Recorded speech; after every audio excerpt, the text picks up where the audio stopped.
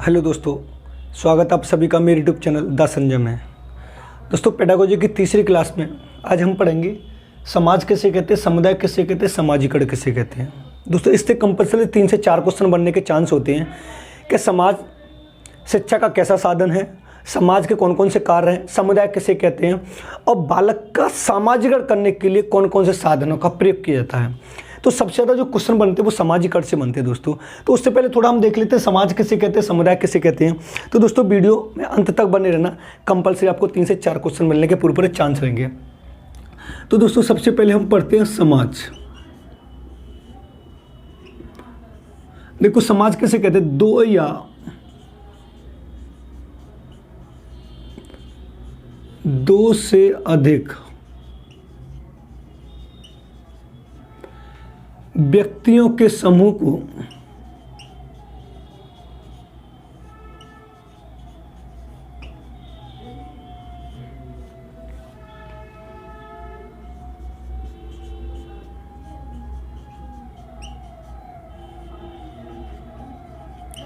समाज कहते हैं, जिसमें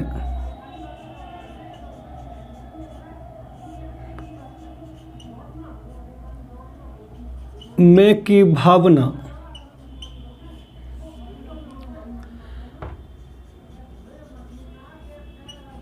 पाई जाती है।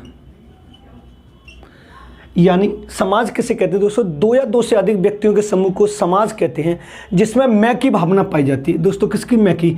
यानी समाज जो होता है वो सबसे पहले बालक का जो जन्म होता है, सबसे पहले उसके मम्मी पापा उसके संपर्क में आते हैं, फिर भाई बहन आता है, फिर पड़ोसी, फिर उसका समाज आता है।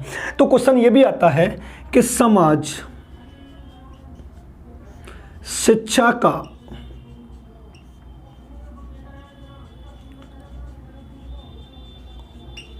अनौपचारिक साधन है।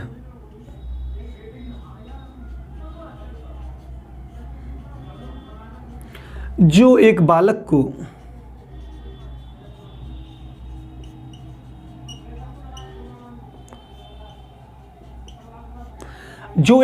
को जीवन के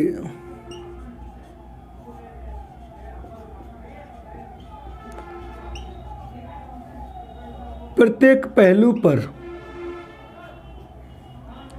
शिक्षा प्रदान करता है। शिक्षा प्रदान करता है। यानी समाज कौन सा होता है, शिक्षा का अनौपचारिक साधन होता है, जो जीवन के प्रत्येक पहलू पर होता है। शिक्षा के 3 साधन होते हैं दोस्तों, एक होता औपचारिक, एक होता अनौपचारिक, एक होता निरौपचारिक। तो इसमें हम अनौपचारिक जो पढ़ रहे हैं वो जीवन के प्रत्येक पहलू पर होता है। यानी जब भी बालक की शिक्षा की जो शुरुआत होती है तो सबसे पहले किस शिक्षा की शुरुआत होती है, अनौपचारिक शिक्षा की। अगर एक क्वेश्चन ये आता है कि एक बालक सबसे पहले कौन सी प्रकार की शिक्षा ग्रहण करता है, तो अनौपचारिक। अगर क्वेश्चन दोस्तों ये आता है कि समाज बालक को किस प्रकार की शिक्षा ग्रहण कराता है, दोस्तों अनौपचारिक शिक्षा ग्रहण कराता है, जो जीवन के प्रत्येक पहलू पर होती है, जो उसे रीति रिवाज, कायदे कानून, अच्छे बुरे का पालन करना और बड़ों का सम्मान करना, छोटों से किस तरह से बात की जाती है, वो सब किसमें समाता है, समाज सिखाता है। एक आपने जॉन डीवी की डेफिनेशन आपने देखी होगी। इन्होंने कहा है कि विद्यालय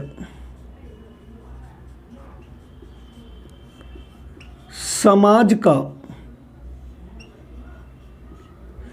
लघु रूप है।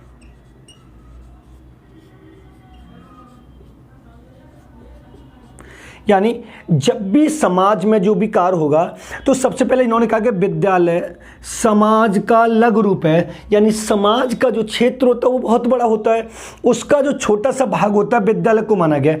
जब हम किसी स्कूल या कॉलेज या विद्यालय में पढ़ने जाते हैं तो हमें जब हमारी जॉब लग जाती है तो हम एक अच्छे समाज का निर्माण करते हैं। जो समाज का निर्माण करने के लिए जब एक छात्र को किसी विद्यालय में अच्छी आदतों, अच्छे नियम, कायदे, कानून को पढ़ाया जाता है कि आप जिस समाज में जाएं उस समाज में एक अच्छे समाज का निर्माण करें, एक अच्छे व्यक्तियों का निर्माण करें, तो इसलिए उसे बोला गया विद्यालय समाज का लघु रूप है। ठीक है दोस्तों, समझ में आए कि दो या दो से अधिक व्यक्तियों के समूह को समाज कहते हैं, जिसमें मैं की भावना पाई जाती है। यानी समाज में रहने वाला प्रत्येक व्यक्ति ये कहता है कि इस समाज का सरपंच मैं बनूं, इस समाज का मुखिया मैं बनूं। लेकिन उन्होंने कहा कि समाज जो होता है वो बालक को किस प्रकार की शिक्षा प्रदान करता है, तो वो अनौपचारिक शिक्षा प्रदान करता है। यानी जीवन के प्रत्येक पहलू पर जो शिक्षा दी जाती है वो अनौपचारिक शिक्षा दी जाती है। आप इसको नोट कर लें, फिर आगे चलते हैं। तो उसके बाद समाज आता है। सबसे जो वेरी वेरी इंपॉर्टेंट है, जो मेरा मेन उद्देश्य आपको पढ़ाने का, वो सामाजिकरण है। क्योंकि इन दोनों को पढ़ाने से पहले, इसको पढ़ाने से पहले मैं इनको बता दूं थोड़ा थोड़ा, तो आपको ज़्यादा कॉन्सेप्ट क्लियर हो जाएगा।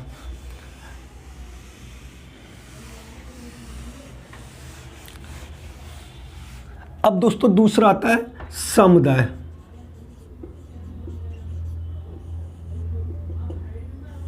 देखो समुदाय क्या कहता है, दो या दो से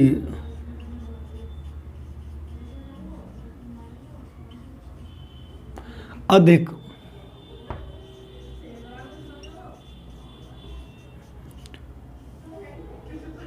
व्यक्तियों के समूह को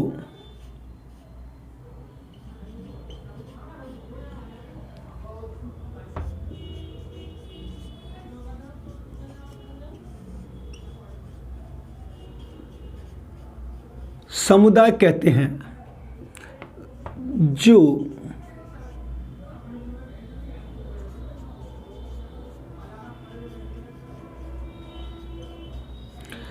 एक निश्चित भूभाग पर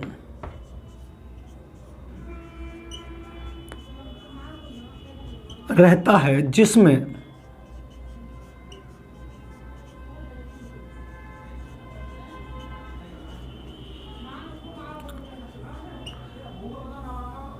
हम की भावना पाई जाती है।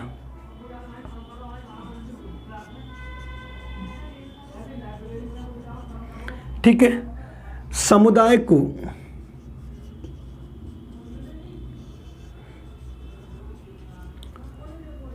शिक्षा का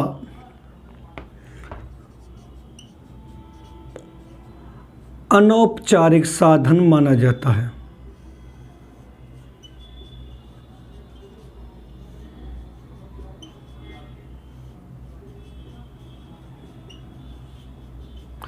ठीक है, समझ लो। जैसे मैंने आपको समाज पढ़ाया था, तो समाज में किसकी भावना पाई जा रही थी, मैं की। लेकिन समुदाय में किसकी भावना पाई जाती है, हम की भावना पाई जाती है। यानी एक बात आपको ध्यान रखना है, जब समुदाय की बात होगी तो जितने भी लोग रहेंगे उन सबका एक समान उद्देश्य होगा। यानी समुदाय में रहने वाले जितने भी व्यक्ति होंगे उन सबका एक उद्देश्य होगा और एक निश्चित भूभाग पर रहेंगे, और उनमें किसकी भावना पाई जाएगी, हम की भावना पाई जाएगी। यानी सपोज एक पूरा जो 10 लोग हैं वो टेट की तैयारी कर रहे हो, तो जो टोटल जो 10 लोग होंगे वो टेट की तैयारी करने वाले होंगे और एक साथ रह रहे होंगे, उसको नाम दिया जाता है समुदाय। क्योंकि तभी तो कहा जाता है इसमें हम की भावना पाई जाती है। यानी इन लोगों के द्वारा कोई भी लिया गया निर्णय सबको मान्य होगा, वो कहलाता है समुदाय। और समुदाय शिक्षा का कैसा साधन है दोस्तों, अनौपचारिक साधन है। आप इसको नोट कर लें, फिर चलते हैं आगे सामाजिकरण पर। जो मेन टॉपिक मेरा आज उद्देश्य है पढ़ाने का, कि सामाजिकरण से आपको कंपलसरी 3 से 4 क्वेश्चन मिलने के पूरे चांस रहते हैं।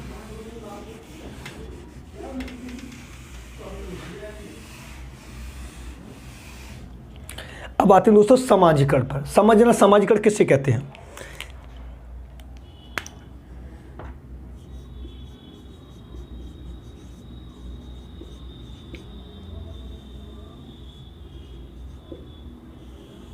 देखो समझना,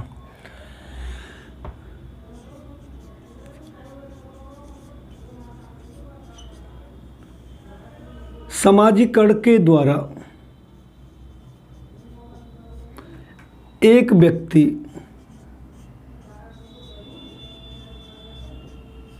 एक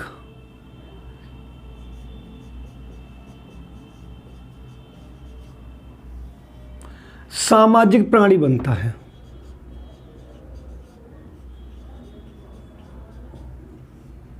सामाजिक प्राणी बनता है। सामाजिकरण के द्वारा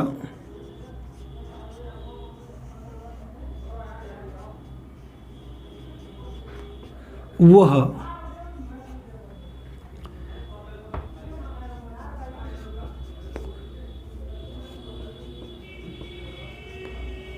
किसी समाज के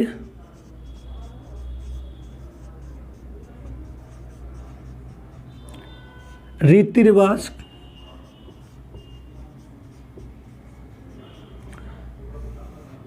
परंपराओं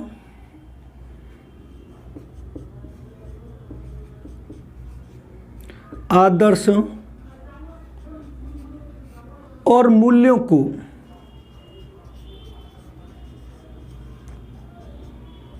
सीखता है और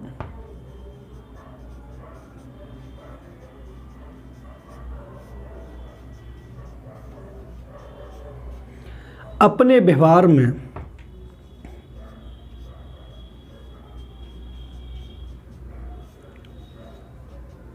ढालता है। लेकिन नेक्स्ट लाइन से देखें दोस्तों, समाजीकरण के द्वारा, समाजीकरण के बिना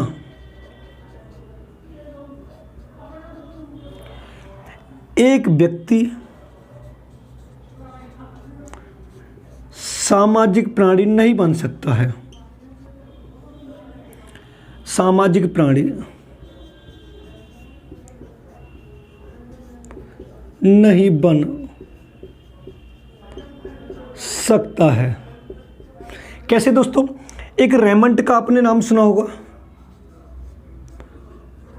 इन्होंने कहा है कि समाज विहीन व्यक्ति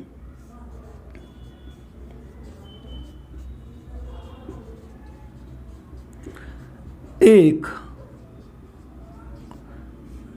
कोरी कल्पना है। यानी समाज विहीन व्यक्ति जो है वो कैसी कल्पना है? कोरी कल्पना है। अब समझना, समाजीकरण किसे कहते हैं? यानी समाजीकरण वह कहलाता है जब एक व्यक्ति एक सामाजिक प्राणी बनता है। सपोज एक व्यक्ति अलीगढ़ का है और वो आगरा में जाता है और वो आगरा के नियम कायदे कानून को अपने व्यवहार में ढालता है अलीगढ़ के समाज को छोड़कर, तो वो क्या कहलाता है? समाजीकरण कहलाता है। जब एक व्यक्ति किसी समाज के रीति रिवाज कायदे कानून को छोड़कर किसी दूसरे समाज के रीति रिवाज कायदे कानून को अपने व्यवहार में ढालता है या अपने व्यवहार को किसी समाज के अनुरूप संचालित करता है, तो वह प्रक्रिया कहलाती है समाजीकरण कहलाती है। अब कैसे? एक समाजीकरण के बिना एक व्यक्ति कोरी कल्पना होता है। सपोज एक व्यक्ति बिल्कुल अकेला रहता है तो उसे अच्छे बुरे की, दूसरों से कैसे बात करनी है, किस तरह से रहना, वो बिल्कुल समझ नहीं होगी। तभी तो रेमंड ने कहा है कि समाज विहीन व्यक्ति कैसी कल्पना है? एक कोरी कल्पना है। यानी एक समाज के बिना किसी व्यक्ति की कोई कल्पना नहीं की जा सकती है। समाज के बिना एक व्यक्ति सामाजिक प्राणी नहीं बन सकता। आपको इतना ध्यान रखना है। समाजीकरण का शाब्दिक अर्थ पूछे तो जब एक व्यक्ति किसी समाज के रीति रिवाज कायदे कानून को अपने व्यवहार में डाले और अपने व्यवहार को उस समाज के अनुरूप संचालित करे, वह समाजीकरण कहलाता है। आप इसको नोट कर लें, फिर आगे चलते हैं। अब क्वेश्चन यहां से आता है कि समाजीकरण के साधन कौन कौन से होते हैं, तो वेरी वेरी इंपॉर्टेंट है, आप इसको नोट करें, फिर आगे चलते हैं।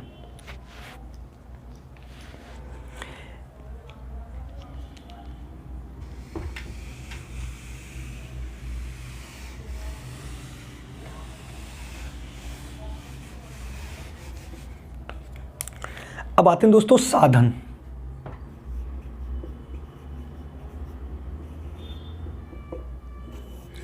इसके साधन को दो भागों में बांटा गया दोस्तों। पहला है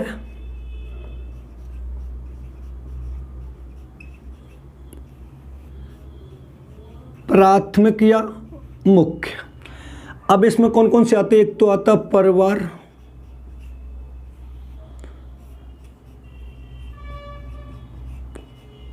पड़ोस,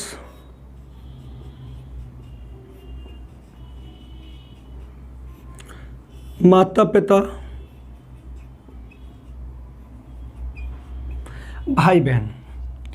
दूसरा आता दोस्तों गौड़ यानी द्वितीय। इसमें कौन कौन से आते हैं? समाज,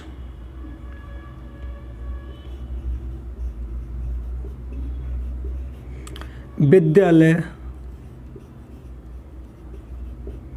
मीडिया,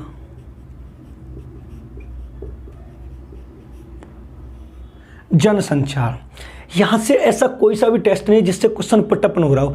अगर 3 उसने यहां से ले लिए, एक यहां से ले लिया, तो कोई निम्न में से कौन सा परिवार का मुख्य साधन या गौण साधन सामाजिकरण का। अब देखो, जब बच्चे का जन्म होता है तो सबसे पहले वो परिवार के बीच में आता है। अब परिवार को मैंने नीचे भी डिवाइड कर दिया है कि माता पिता या भाई बहन या परिवार, बात एक ही, पर आपको कन्फ्यूजन ना हो इस वजह से मैंने चारों लिख दिए हैं। अब सबसे पहले बच्चे का जो जन्म हुआ तो सबसे पहले परिवार के संपर्क में आया। परिवार में सबसे पहले माता पिता के संपर्क में आता है। फ्रॉवेल ने ये कहा है कि जो माताएं होती है आदर्श अध्यापिका कहलाती हैं, जो सबसे पहली जो हमारी शिक्षिका मानी जाती है, जो सबसे पहले हमारी जो गुरु मानी जाती है, जो सबसे पहले हमें अच्छे बुरे का जो फर्क सिखाती है, वो माता होती है। उसके बाद पिता आते हैं। तो सबसे पहले अगर क्वेश्चन ये पूछे निम्न में से सामाजिकरण का मुख्य साधन कौन सा है, तो माता पिता होता है। फिर उसके बाद भाई बहन आता है। फिर उसके बाद वो पड़ोस में जाता है। अगर वो इन दोनों को न देकर वो इसको दे देता परिवार को, तब भी बात ठीक है, क्योंकि माता पिता भाई बहन से जो भी मिलता है बनता है वो एक परिवार कहलाता है। अब परिवार के बाद जस्ट वो कहाँ जाता है, पड़ोस में जाता है। तो ये जो 4 जो मैंने आपको पॉइंट लिखाए हैं वो सामाजिकरण करने के मुख्य साधनों में आते हैं। ठीक है, अब गौण साधनों में कैसे आते हैं, तो जब परिवार में पड़ोस से निकलने के बाद सबसे पहले वो समाज में जाता है। समाज के नियम कायदे कानून को सीखता है, कैसा समाज है, उसमें किस तरह की बातें होती हैं, ये सब सीखता है।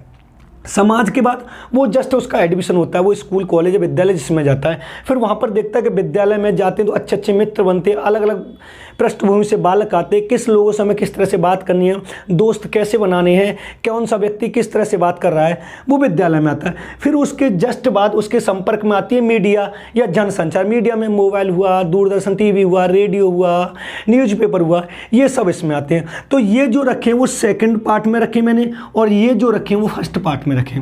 अब 3 यहाँ से ले लिए और 1 यहाँ से ले लिया, और ये पूछा निम्न में से कौन सा सामाजिकरण का मुख्य साधन नहीं है या गौण साधन है, तो इनमें से आपको बता देना है। आप इनको नोट कर लें, फिर आगे चलते हैं।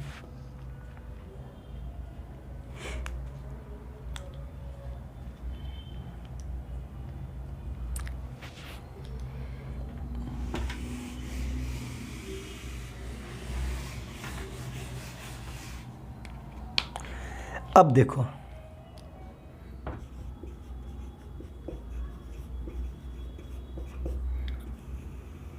सामाजिकरण के द्वारा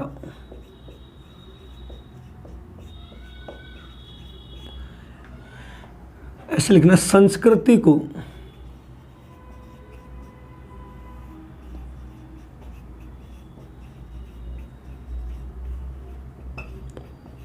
एक पीढ़ी से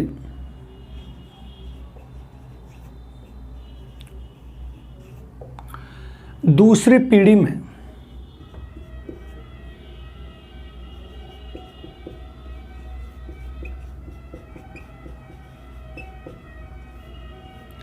हस्तांतरित किया जाता है।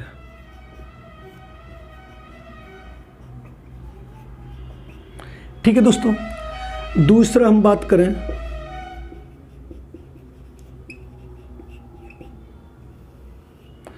सामाजिकरण के द्वारा एक व्यक्ति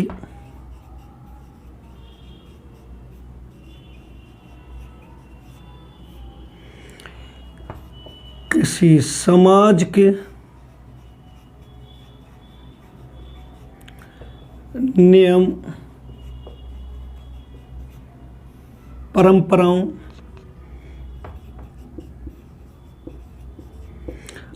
आदर्श और मूल्यों को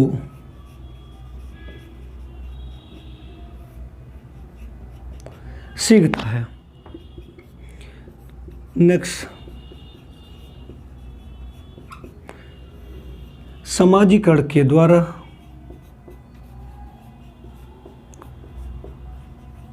एक व्यक्ति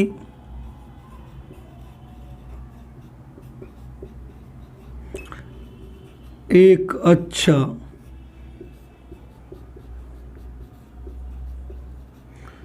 सामाजिक प्राणी बनता है। ठीक है, एक और लिखें,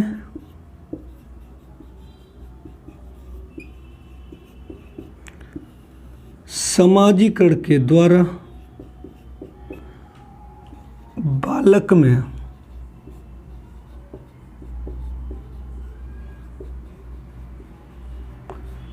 सहानुभूति या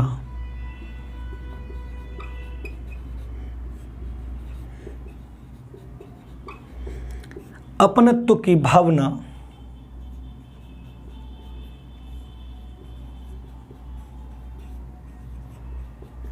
जागृत होती है। अब समझना, अब मैंने पहले कहा कि समाजीकरण के द्वारा संस्कृति एक पीढ़ी से दूसरी पीढ़ी में ट्रांसफर होती रहती है। सब जब एक व्यक्ति किसी समाज में जाता है, उस समाज के नियम कायदे कानून को देखता है और उनको आगे ले जाता है, दूसरी पीढ़ी तक उनको समझाता है। सब मैं किसी समाज में जाता हूँ तो जो मेरे बुजुर्ग लोग होंगे, जो मुझसे बड़े लोग होंगे, मुझे ये बताएंगे कि इस समाज में प्राचीन काल से ये परंपरा चला रही है और आप इस परंपरा को आगे बढ़ाएं। तो संस्कृति को एक पीढ़ी से दूसरी पीढ़ी तक पहुंचाने के लिए किसका प्रयोग किया था? समाजीकरण का किया था।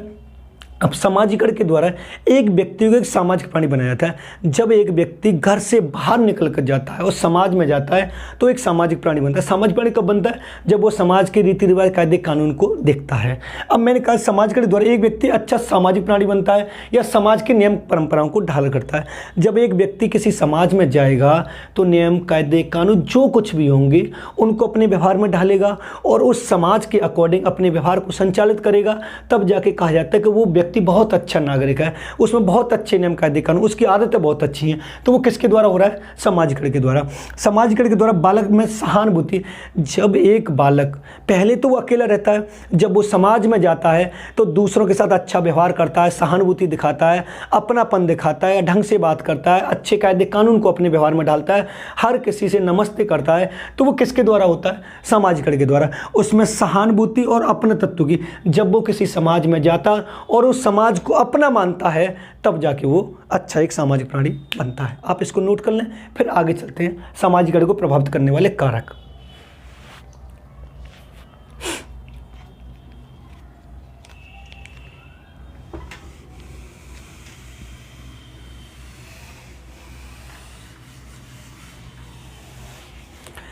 अब दोस्तों हम आते हैं प्रभावित करने वाले कारक पर।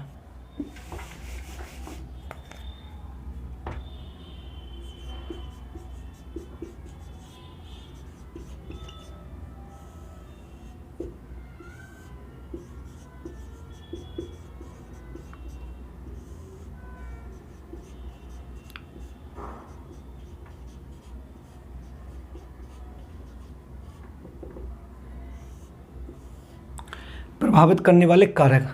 देखो दोस्तों, सबसे पहले मैं लिख रहा हूं वातावरण, दूसरा लिख रहा हूं पालन पोषण,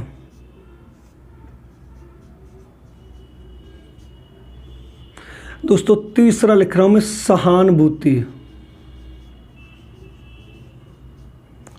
नेक्स्ट लिख रहा हूं मैं जनसंचार, नेक्स्ट लिख रहा हूं दोस्तों मैं विद्यालय, नेक्स्ट लिख रहा हूं मैं समाज और नेक्स्ट लिख रहा हूं साथी समूह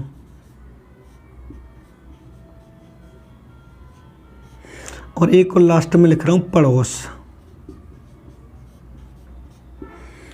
ये दोस्तों वेरी वेरी इंपॉर्टेंट पार्ट है, समझना। यानी ये वाले अगर एक व्यक्ति में अच्छी तरह से मिल जाए तो उसका समाजीकरण अच्छा हो सकता है। अगर ये गलत मिल गए तो उसका समाजीकरण बेकार हो सकता है। तो सबसे पहले दोस्तों हमने लिखा है वातावरण। देखो, वातावरण दो प्रकार का होता है। एक होता है अच्छा वातावरण और एक होता है दूषित वातावरण। जब ये एक व्यक्ति है, जब इन वातावरण में जाता है, जब वो अच्छे वातावरण में जाता है, अच्छे लोगों के साथ रहता है, अच्छी सोसाइटी में रहता है, तो उसका अच्छा विकास होता है, उसमें अच्छे नियम कायदे कानून अच्छे आते हैं, विचार आते हैं। जब वही व्यक्ति एक दूषित वातावरण में जाता है तो उसका विकास ढंग से नहीं हो पाता है, क्योंकि उसमें एक ड्रिंकर की अवस्था पड़ जाती है, स्मोकिंग की मतलब विचार आ जाते हैं, गलत विचार उत्पन्न करते हैं, लड़ाई झगड़े वाली बात होती है। तो वो कौन से वातावरण में होता है? समाजीकरण में। तो क्या उसका ढंग से समाजीकरण हो पाएगा? जी नहीं। जब वो अच्छे वातावरण में जाता है तो एक सभ्य व्यक्ति बनकर आता है, तो ये प्रभावित करने वाला सबसे महत्वपूर्ण कारक होता है। अब पालन पोषण भी दोस्तों बड़ा इंपॉर्टेंट पार्ट रखता है। अब पालन पोषण में क्या होता है दोस्तों, जब भी हम बात करते हैं, सपोज एक घर में एक गर्ल्स है और एक बॉयज है, तो जब पालन पोषण दोनों का होगा दोस्तों, तो गर्ल्स के बारे में शुरू से ये धारणा बैठा दी जाती है कि उस घर के कामकाज के लिए बनी है, उसे बाहर नहीं पढ़ना है, उसे बस 12th पास करा देनी है, उसके बाद इसकी शादी करने देनी है। लेकिन बॉयज को आगे पढ़ाना होता है। जो हमारा पालन पोषण है, जो गर्ल्स के प्रति अलग और बॉयज के प्रति अलग है, तो गर्ल्स में जो हीन भावना होती है कि जब भैया को तो आगे पढ़ा रहे हैं लेकिन मेरे को आगे नहीं पढ़ा रहे हैं, तो ये पालन पोषण सामाजिकरण भी उसका रुक जाता है, वो ढंग से उसे किसी से बात नहीं कर पाती है। अब तीसरी आती है सहानुभूति। ये बड़ा इंपॉर्टेंट पार्ट है दोस्तों। जब हम किसी से प्यार से बात करते हैं, सहानुभूति दिखाते हैं, तो सामने वाले व्यक्ति को ये दिखाई देता है कि ये मेरे अच्छा सोचने वाला है, ये मेरे साथ अच्छा कर रहा है और ये मुझे अपना समझ रहा है। अगर उसी व्यक्ति को हम थोड़ा कटीली नज़रों से देखें, उसे घृणा की नज़रों से देखें, तो उसके प्रति सहानुभूति ना दिखाएं, तो क्या उसका ढंग से विकास हो पाएगा? जी नहीं। क्या उससे समाज का विकास हो पाएगा? जी नहीं हो पाएगा। जनसंचार क्या होता है? देखो दोस्तों, जनसंचार 2 प्रकार का होता है, वैसे 3 प्रकार का मान लेते हैं हम। देखो, एक होता दृश्य, एक होता श्रव्य और एक होता दृश्य श्रव्य। अब ये जो 3 होते हैं वो जनसंचार का ढंग से बिल्कुल समाजीकरण करते हैं। अब सब हम दोस्तों अभी प्रेजेंट में बात करें टीवी की और मोबाइल की। अब मोबाइल एक ऐसा साधन हो चुका है, एक लगाव ऐसा हो चुका है दोस्तों कि इसके आगे सब कुछ फेल है। लेकिन उसी को हम टीवी को देखें, जो टीवी में जितने भी प्रोग्राम आ रहे हैं, जितने भी सीरियल्स आ रहे हैं, जितनी भी मूवी आ रही हैं, तो कुछ मूवी तो ऐसी आ रही है जो मोटिवेट करने वाली होती है। जैसे सुबह 30 का हम नाम लें, तो बच्चे में एक अच्छी भावना को जागृत करती है, एक अच्छे विचार उत्पन्न करती है। लेकिन दूसरी देखें तो बच्चे में थोड़ा घृणा की भावना उत्पन्न करती है। कभी कभी ऐसी मूवी होती है जो मोटिवेट करती है, तो कभी मूवी ऐसी होती है जो आपको डिसमोटिवेट करती है। ऐसे ही मोबाइल है। मोबाइल का हर तरीके का दोस्तों 2 प्रकार से होता है, एक अच्छे से एक बुरे से। कुछ लोग मोबाइल का अच्छी तरीके से प्रयोग करते हैं, जबकि कुछ व्यक्ति मोबाइल का गलत तरीके से प्रयोग करते हैं। तो जनसंचार में जो भी हम लेके आते हैं, जो भी शिक्षण सामग्री लेके आते हैं, वो हमारा समाजीकरण किस तरीके से कर रही है वो हमारे ऊपर डिपेंड करता है। आगे देखते हैं दोस्तों, आगे क्या है? विद्यालय। अब देखो, विद्यालय जब बालक विद्यालय जाता है, स्कूल जाता है, तो उसके मित्र बनते हैं। विभिन्न पृष्ठभूमि से छात्रा से, अलग अलग गांव से उसे छात्र मिलते हैं, सबसे मिलता है, दोस्ती करता है। तो एक बच्चा तो ऐसा होता है कि उसके बहुत सारे मित्र बन जाते हैं, जबकि एक बच्चा ऐसा होता है कि उसके कोई सा भी मित्र नहीं बनता। तो उसमें जो उसका कोई मित्र भी ना, उसमें हीन भावना उत्पन्न हो जाती है। लेकिन जिसके मित्र बने उसका अच्छा हो जाता है। तो जो विद्यालय है वो बालक को विभिन्न पृष्ठभूमि से आए छात्रों के साथ मिलवाता है और उनमें मित्रता की भावना को विकसित करता है। समाज होता है दोस्तों, समाज 2 प्रकार का होता है, एक होता है मृत समाज और एक होता है जीवित समाज। जब एक व्यक्ति का जन्म किसी मृत समाज में हुआ है, यानी प्राचीन परंपराओं से जो गृहस्थ समाज है उसमें हुआ है, तो उसका विकास उसका सामाजिक ढंग से नहीं हो पाएगा। लेकिन उसी व्यक्ति का अगर जन्म जीवित समाज में हुआ है तो उसका सामाजिक विकास ढंग से हो पाएगा और नए नए कानून को, नए नए नियम कायदे कानून को सीख पाएगा। साथी समूह, देखो ये बड़ा इंपॉर्टेंट है। अगर आपके दोस्त अच्छे हैं तो आपका सामाजिक विकास अच्छा होगा, अगर आपके दोस्त अच्छे नहीं हैं तो आपका सामाजिक विकास अच्छा नहीं होगा।